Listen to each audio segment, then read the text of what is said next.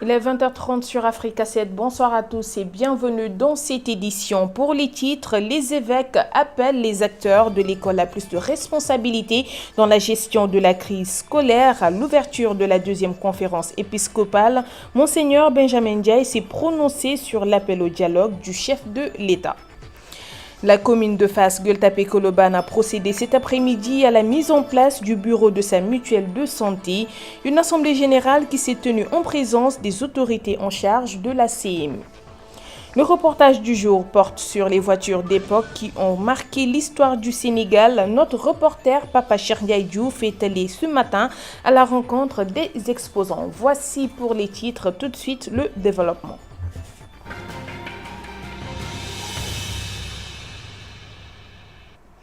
Et nous démarrons cette actualité avec la gendarmerie qui a saisi plus de 1000 tonnes de riz impropre à la consommation d'une valeur estimée à 226 633 000 francs CFA et en phase d'expiration. Ce riz provient d'un entrepôt du quartier Diaksao dans la juridiction de la brigade de Thiaroye.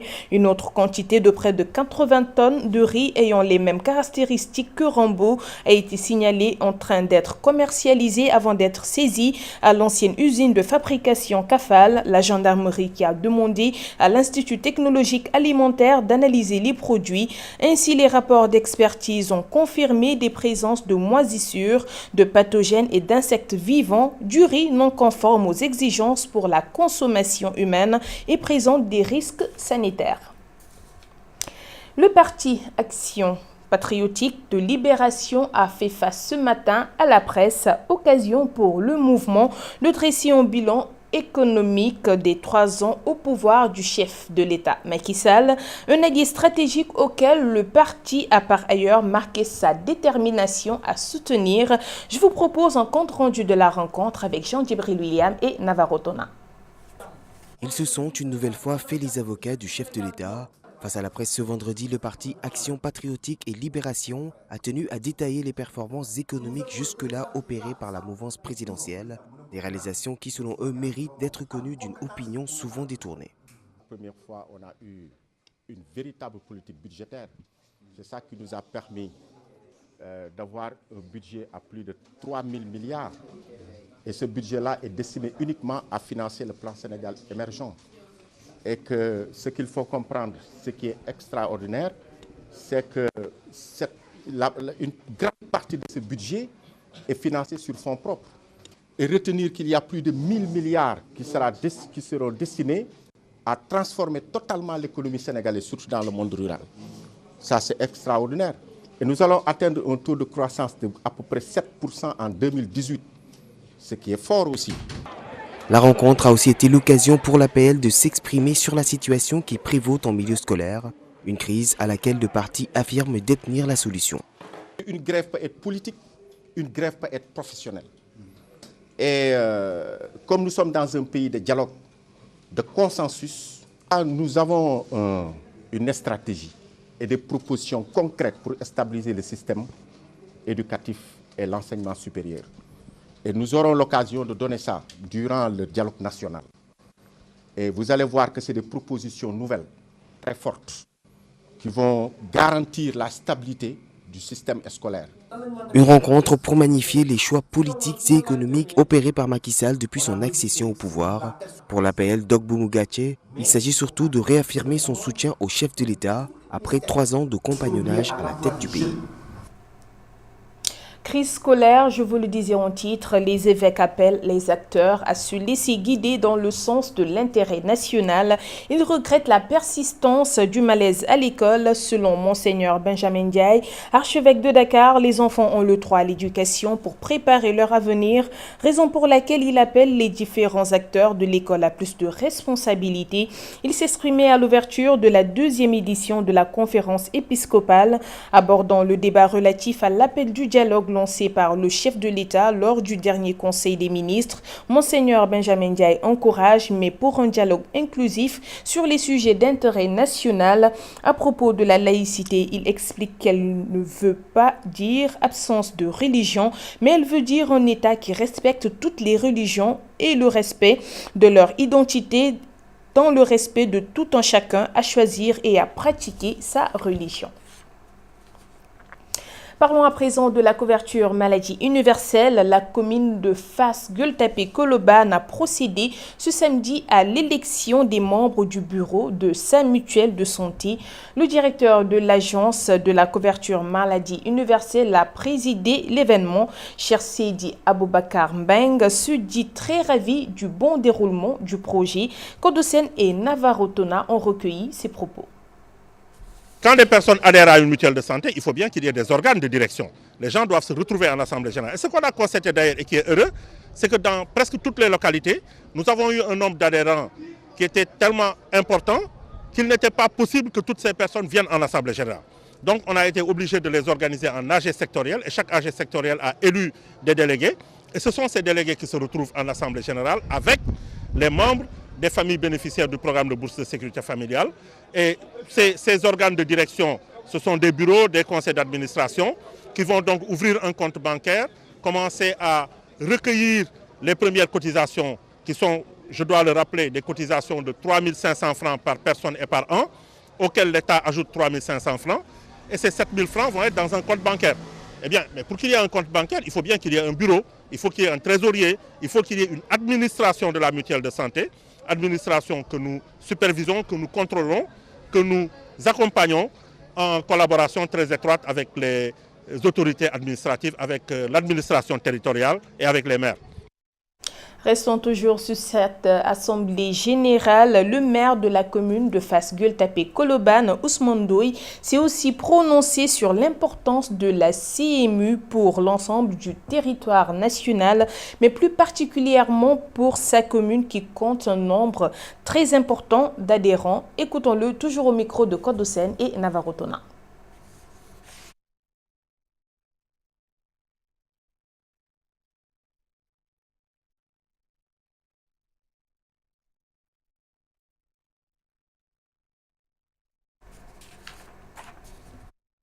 Quelques soucis liés à la technique, nous y reviendrons au cours de cette édition.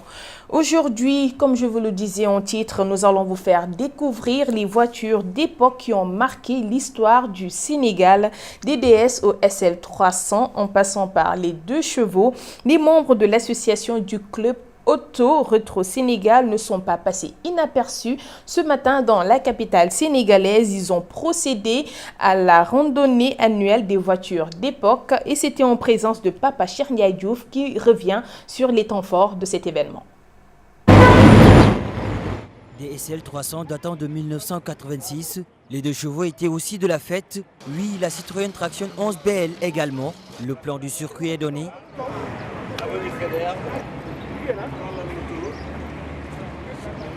Les moteurs chauffés.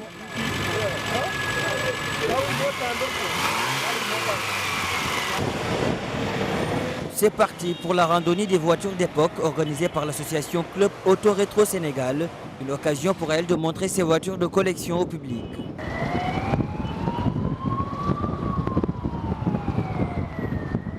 Sur l'étape de la corniche, les voitures rivalisent de puissance. Encore, elles ne passeront pas inaperçues, obligeant certains à immortaliser ces moments. Chaque étape, chaque modèle renseigne sur l'histoire du Sénégal, d'où l'intérêt pour ces passionnés des voitures de collection d'appeler à la conservation de ce patrimoine automobile. À leurs yeux, ces véhicules ont marqué l'histoire du continent, notamment dans le domaine politique. Elles doivent être non seulement léguées, mais aussi racontées aux générations futures. Le temps d'une demi-heure, le petit Ivan a déjà rejoint l'association Club Auto Rétro Sénégal. Dans sa décapotable SL300, il vient de faire son choix. Oui, Adia était bien de la randonnée des voitures de collection. À force d'être à côté de son mari, qui n'a dit que pour les voitures d'époque, elle a fini par prendre le volant. Son mari lui a transmis au-delà de son amour la passion de ces voitures et a marqué le monde de l'automobile. Cette randonnée, une première pour Abbas Dimé. Depuis son enfance, il voyait ces véhicules qu'à travers les films, une occasion pour ce passionné de la collection de voitures de se retrouver dans son monde. Ces randonnées de véhicules d'époque, une manière pour l'association Club Auto Rétro Sénégal de contribuer aux activités culturelles de la ville de Dakar Une manière également de se lancer sur la route de la conservation de ce patrimoine automobile, histoire de permettre aux générations futures de se lancer un jour sur la voie de la collection des voitures d'époque. Merci Papa Cheikh Ndiaye Diouf. Revenons sur l'Assemblée générale de la commune de Fass Gueule Tapée Colobane. Le maire Ousmane Ndoye s'est aussi prononcé sur l'importance de la CMU pour l'ensemble du territoire national et plus particulièrement dans sa commune qui compte un nombre important d'adhérents. Suivons ses propos avec Côte de Seine et Navarotona. Nous sommes dans une commune où le social est extrêmement important. Les gens n'ont pas beaucoup de moyens et pour preuve, à l'instant où nous parlons, une famille a été kidnappée au centre Gaspard Camara pour 90 000 francs à payer. Je l'apprends à l'instant pour une femme qui a accouché de jumeaux. On a retenu un des jumeaux pour lui imposer de payer 90 000 parce qu'elle pensait avec son mari qu'elle avait la couverture de maladie universelle. Et nous sommes dans une commune qui, comme toutes les communes du Sénégal, le pays n'est pas tout à fait riche. Donc quand le président de la République a un projet aussi important qui assure une couverture maladie pour ces populations, je pense qu'il faut sauter dessus. Pour le peu qu'on nous demande, 3 500 francs, l'État participe pour 3 500 francs. Quand vous avez des ordonnances, on vous prend 50%. Quand vous avez des frais d'hospitalisation, l'État vous prend les 80, les 75%. À mon avis, c'est extrêmement important. Place à présent à l'actualité hors de nos frontières qui nous mène d'abord au Burkina où des élections municipales se tiennent ce dimanche pour tourner la page de la transition. En République démocratique du Congo où l'opposant Moïse Katumbi est désormais hospitalisé, en Afrique du Sud et l'Union européenne qui s'est penchée sur un mécanisme de suspension des exemptions de visa adoptées. Voyons tout cela avec Awa Diop.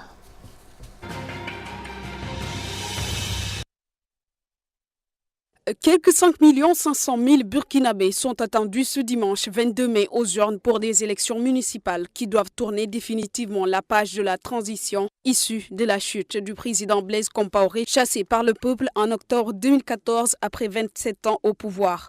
Plus de 80 partis et formations briguent 20 000 postes de conseillers municipaux qui vont désigner les maires devant administrer pendant les 5 prochaines années les 351 communes du Burkina Faso. Un vote hautement sécurisé. Au total, 24 000 policiers, gendarmes et militaires seront déployés dans tout le pays. Le nouveau président Marc-Christian Kaboré, élu fin novembre dès le premier tour avec 53% des voix, espère une victoire éclatante pour conforter son pouvoir et son parti, le mouvement du peuple pour le progrès. Moins de 48 heures seulement après son inculpation pour atteinte à la sûreté de l'État, Moïse Katumbi est arrivé tard vendredi soir à bord d'un avion médicalisé. Une arrivée discrète puisqu'il a atterri dans un petit aéroport à l'ouest de Johannesburg en compagnie de sa femme et d'un médecin. Selon des sources, il se trouve actuellement dans un hôpital du centre-ville où il subit des examens médicaux. Pas de détails sur les examens en question, mais cette même source précise que l'opposant a des problèmes respiratoires suite à une altercation avec la police congolaise la semaine dernière à Lubumbashi où des gaz lacrymogènes ont été tirés.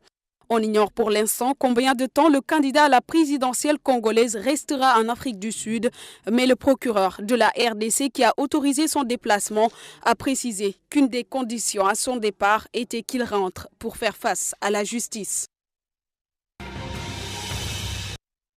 Réinstaurer un régime de visa en cas de problème, c'est sur cette question que les ministres européens de l'Intérieur ont insisté lors de leur réunion tenue ce vendredi à Bruxelles. Les 28 ministres de l'Intérieur de l'UE se sont mis d'accord sur un mécanisme d'urgence qui permettra de suspendre rapidement les exemptions de visa accordées à des pays tiers pour entrer dans l'espace Schengen. La Commission européenne avait proposé début mai d'exempter de visa les quelques 80 millions de ressortissants turcs qui viendraient dans l'espace Schengen pour une durée de 3 mois maximum.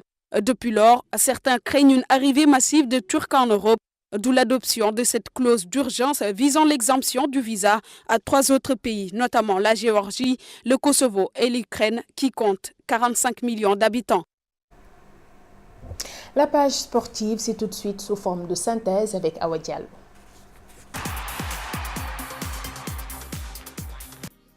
Élu récemment meilleur joueur de la Ligue 2 avec Clermont, Famara Diédhiou intéresse le SCO Angers. Selon Wii Sport, des contacts existent pour faire venir l'international sénégalais à Anjou. Pour rappel, le chasseur de but a inscrit 21 points en 37 journées avec l'équipe coachée par Corinne Diacre. À 23 ans, celui qui a été prêté par Sochaux en Auvergne est désormais sous contrat avec le Clermont Foot jusqu'en juin 2017.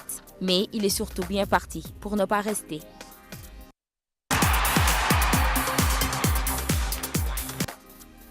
L'attaquant de l'équipe de France, André-Pierre Gignac, a été touché à la cuisse droite lors du petit match d'entraînement d'1 heure disputé par les Bleus contre les U19 de l'Aviron bayonnais. 6-2 ce samedi. Ceci pour le dernier jour de leur stage de préparation à l'Euro 2016 à Biarritz. Selon l'encadrement, sa blessure n'a rien d'inquiétante. Gignac a quitté ses coéquipiers en seconde période, apparemment pour une douleur derrière la cuisse droite. Il est réapparu au coup de sifflet final avec un gros bandage. Comme depuis le début du rassemblement à Biarritz, près de 10 000 personnes avaient pris place dans les tribunes du stade Aguilera et ont pu applaudir les buts inscrits par Hatem Ben Arfa, toujours aussi populaire. Gignac, Alexandre Lagazette avec un triplé et Moussa Sissoko.